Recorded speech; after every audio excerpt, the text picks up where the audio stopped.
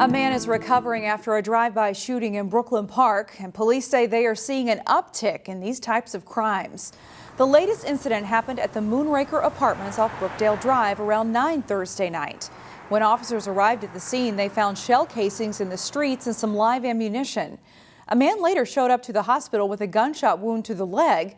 Witnesses say they saw someone in a tan SUV firing from a vehicle. Police say crime along Brookdale Drive is increasing. So far, they've had 4 drive-by shootings this month in that area.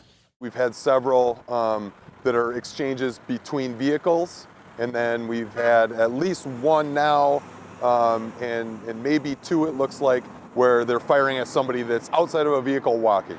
On Friday, police installed cameras at Noble Avenue and Brookdale Drive to help address the issue. We need more judges. That statement this week from the chief judge of the state's largest trial court. The 4th Judicial District, which serves the northwest suburbs and all of Hennepin County, handles about a third of all the state's trial court cases. But the pandemic has created a backlog of criminal hearings.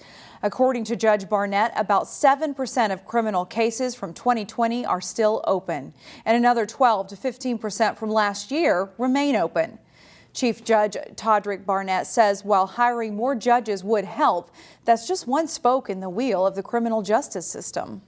Additional judges help, and that's great for us, but it's also, we can only go so far with what we can offer based on what our justice partners can have in resources as well. Those partners include city and county attorneys, public defenders, probation, and psychiatric services. One positive to come from the pandemic, Judge Barnett says increased remote hearings have helped improve court attendance.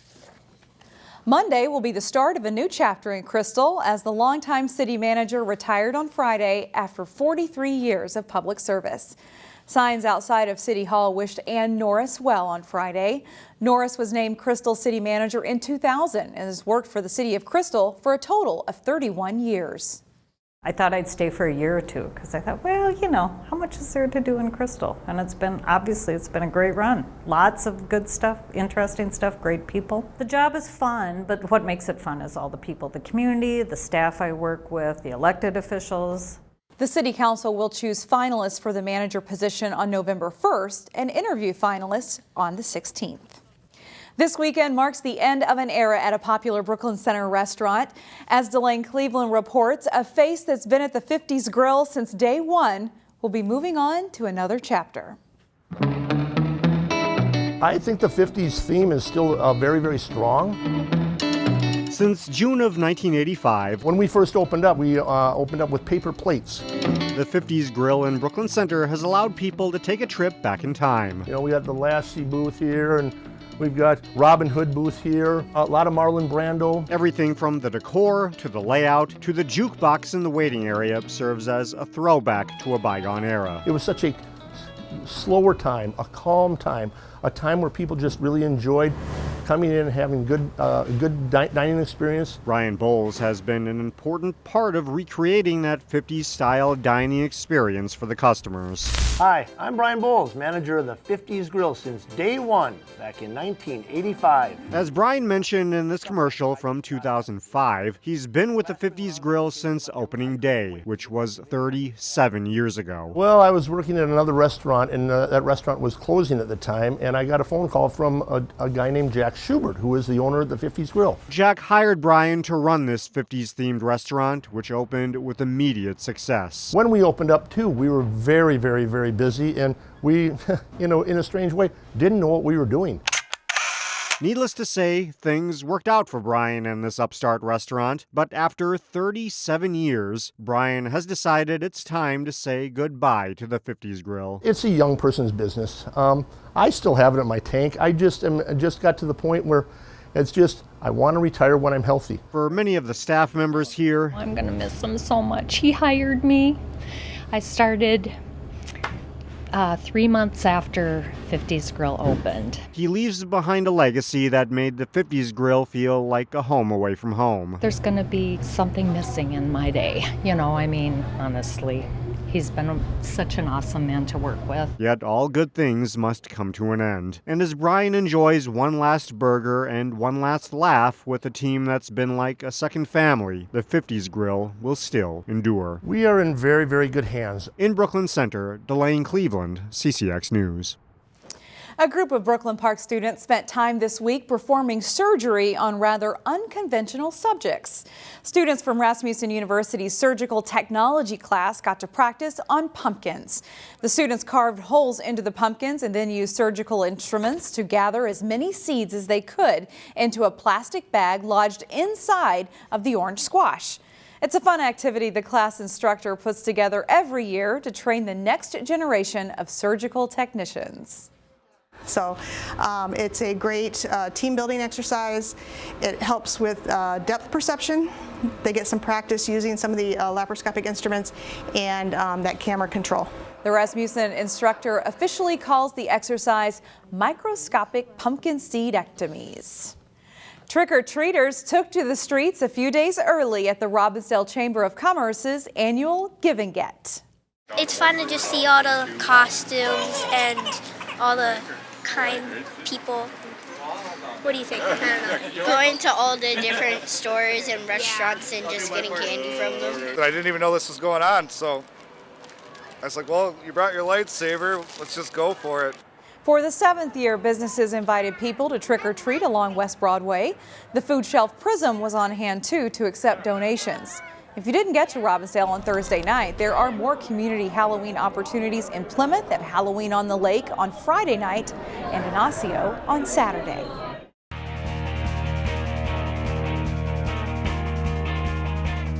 The section volleyball playoffs started this week.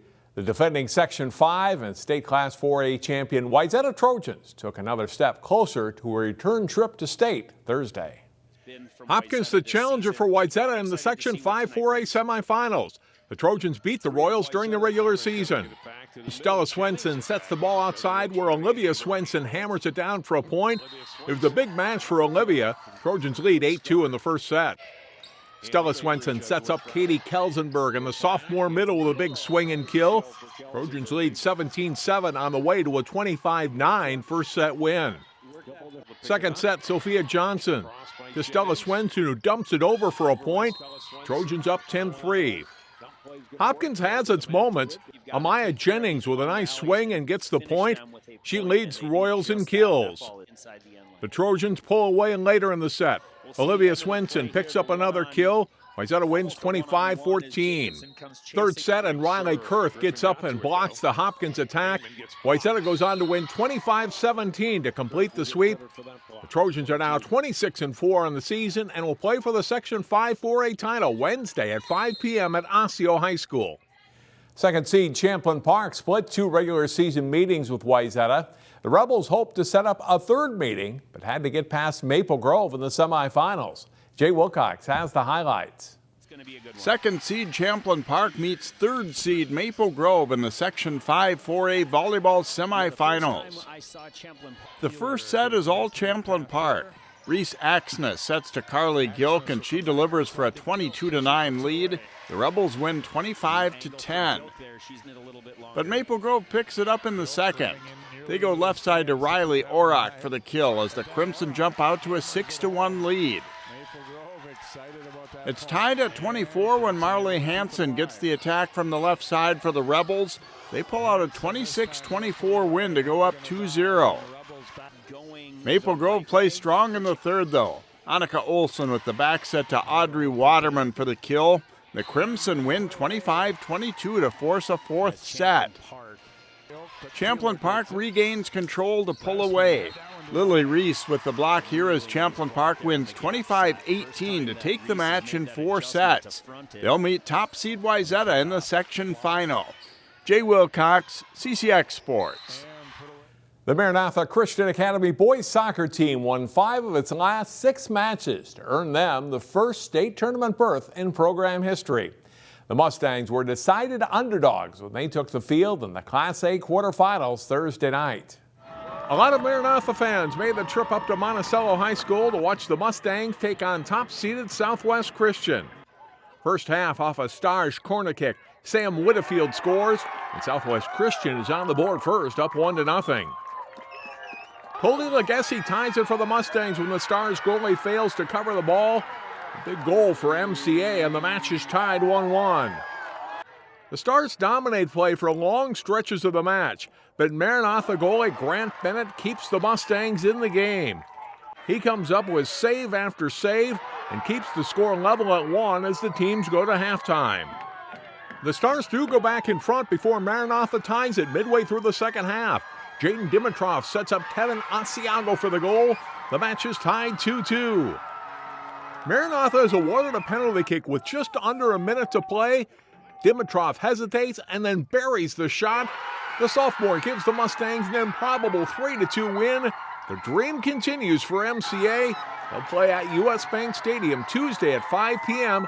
against St. Paul Academy in the Class A semifinals. John Jacobson, CCX Sports. Find more prep sports games and highlights at ccxmedia.org and follow us on social media.